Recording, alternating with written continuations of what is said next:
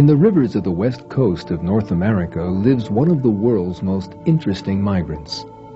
Braving difficulties of every sort, the salmon traverses rivers and seas.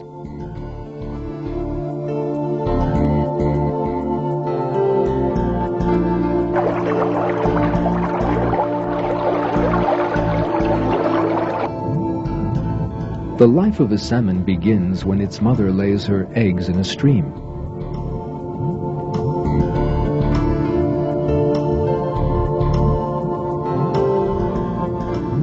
The first food of the young salmon is the special nutrient sac in the egg.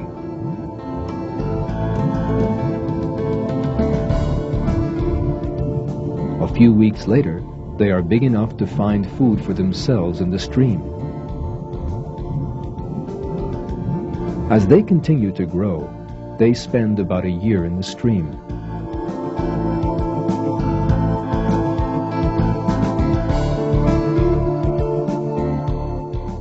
Salmon have been created with a system that allows them to live both in fresh and salt water.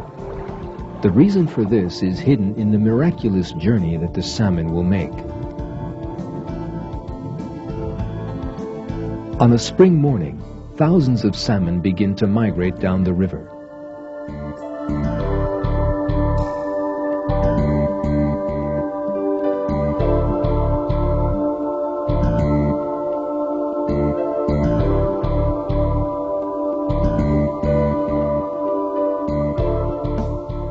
The place where they will arrive weeks later is the magnificent Pacific Ocean.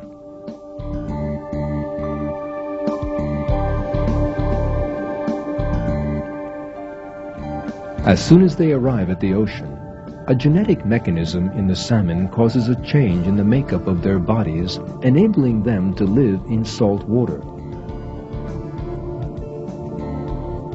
In the next 1 to 4 years, they will traverse the ocean. Leaving the American coast, they will pass by Alaska, continue in a great arc in the direction of Japan, and return again.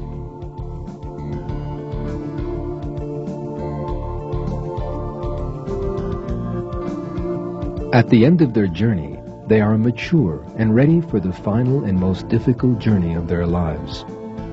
They will return to their home, that is, to the stream where they were born. Now they begin to travel upstream in exactly the opposite direction to the one they traveled years earlier to reach the sea. No obstacle daunts them. They can jump high enough to scale waterfalls.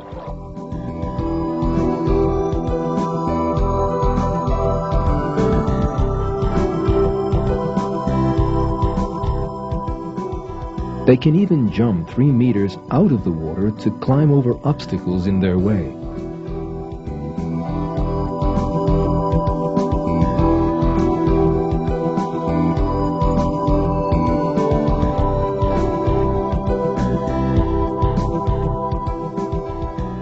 Sometimes they doggedly pursue their journey for distances reaching 3,200 kilometers.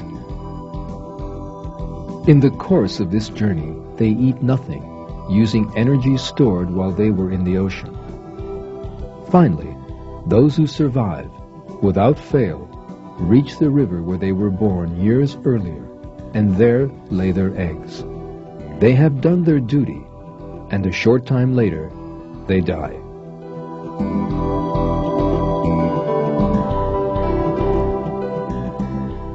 This journey of the salmon is one of the most amazing phenomena in nature. How is it that after thousands of salmon live for years in the sea, they can find the very stream in which they were born?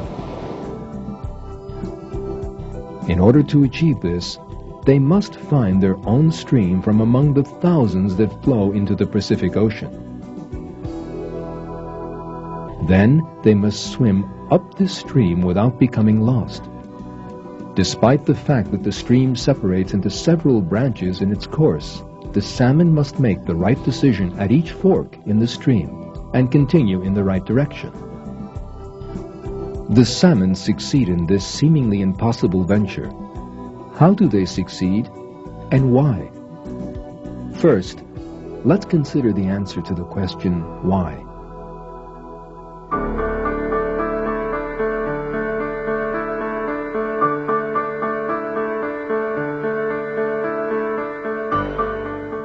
Research has shown that salmon have been created with a special sensory system to enable them to make this journey.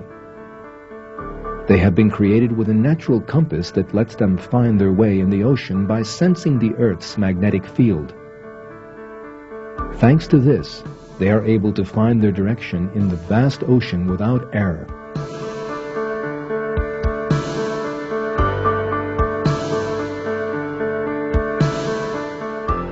But the basic question is this: how do salmon find the very streams in which they were born? For this, something else, a different system, apart from its natural compass, is required. Research has shown that salmon are created with a very delicate sense of smell, and that they can find the stream in which they were born by following its smell. We would not guess that a stream has its own smell, but it is true.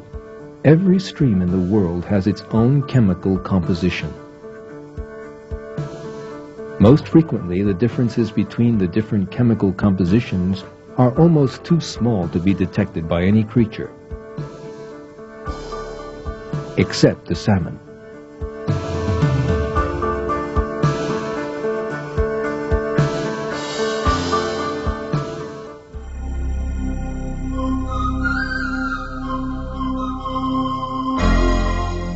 One of the most interesting occurrences which demonstrated the salmon's ability to find its direction happened in the Prairie Creek Fish Farm in Northern California. A discovery made at this farm revealed an incredible adventure of migration. On the 2nd of December 1964, in one of the breeding pools, a 2-year-old salmon was found swimming with the other young salmon. On the back fin of the salmon were the remains of a special metal tag belonging to the Prairie Creek Fish Farm.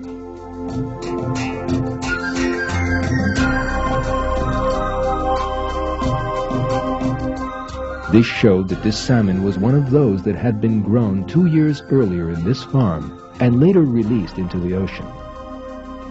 But how could this salmon have returned from the ocean and got into the farm's covered pool? There is a clue to how this could have happened. There was a box covered with a metal grill that opened into the overflow channel of one of the pools. The cover was broken. Could the salmon have entered this channel in its attempt to get back to the place of its birth, broken the cover, and entered the pool? There is no other explanation for the occurrence. But it seems impossible when you consider the distance the salmon had to go from the ocean to this pool. In order for the salmon to get back to the farm where it was born, it had to begin its journey from this point, that is, from the point where the Redwood Creek flowed into the ocean. Later, the salmon would swim 5 kilometers against the current and come to the first fork in the river. At this fork, it would make the right decision and go to the north, but further on, there would be an even more difficult branching.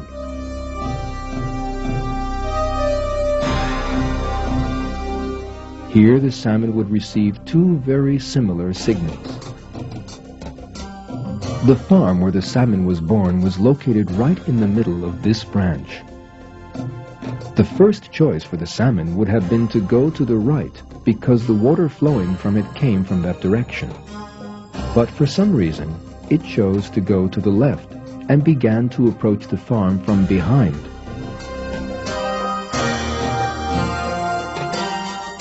The reason for this surprising decision was to be found under the highway that passed through the area.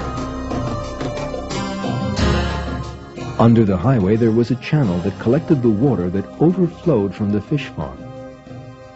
Most of the time, very little water flowed through this channel, and leaves absorbed it before it reached the river.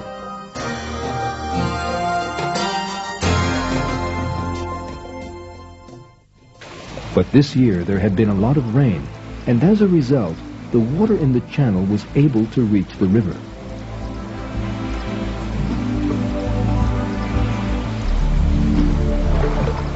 This weak current was enough to guide the salmon.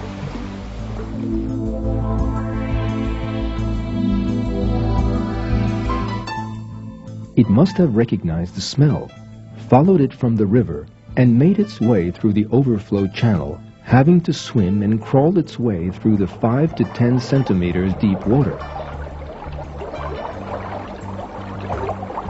And later, it had to find its way in a confusing system of water pipes in the channel.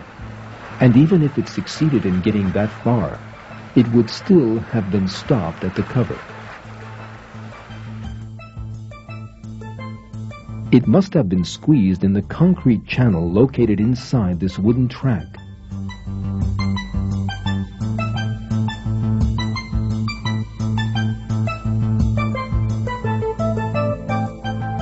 But the salmon did not give up. It found the pipe, 12 centimeters in diameter, which connected this channel to the pool. It made its way through this pipe and finally came to its last obstacle.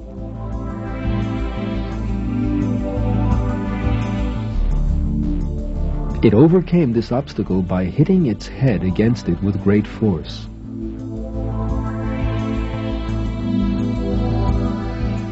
So, at the end of this incredible journey, the salmon reached the little pool where it was born 2 years earlier.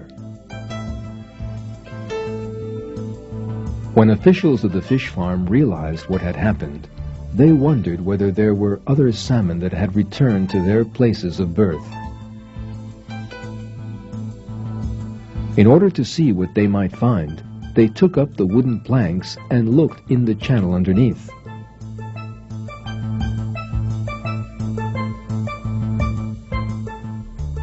To their amazement, they found a total of 70 salmon, each with a tag from the fish farm.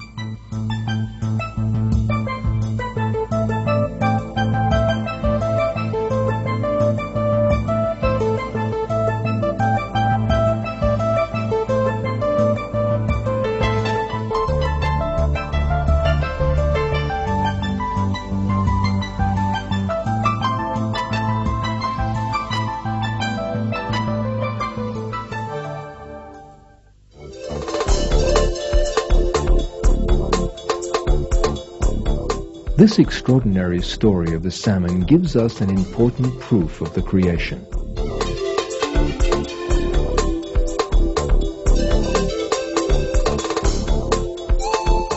We can see that every stage of the journey made by the salmon was calculated. It is by itself a great wonder that there is a program that directs the salmon to return years later to the river in which it was born.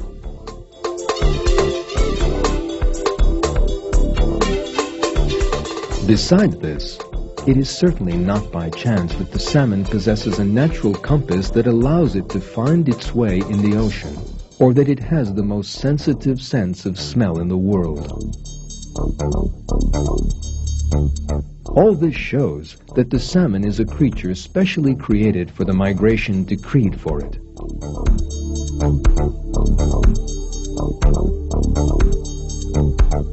The one who created the salmon with all its extraordinary capabilities is Allah, the creator of all living things and the Lord of all the worlds.